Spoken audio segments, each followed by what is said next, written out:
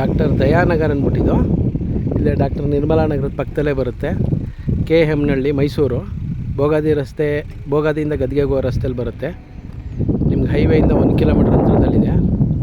ಎಲ್ಲ concrete road ಮಾಡಿದ್ದಾರೆ. ನಿಮಗೆಲ್ಲ ಫೇಸಿಂಗು ಅವೈಲೇಬಲ್ ಇದೆ ಇಲ್ಲಿ.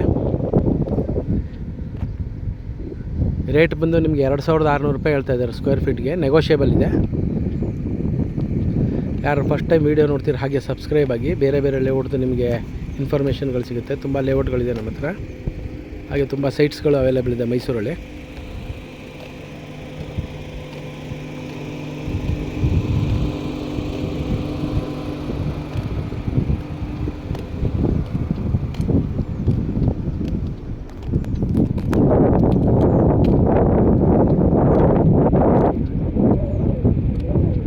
ಸುತ್ತಮುತ್ತ ಎಲ್ಲ ಲೇಔಟ್ಗಳಿದೆ.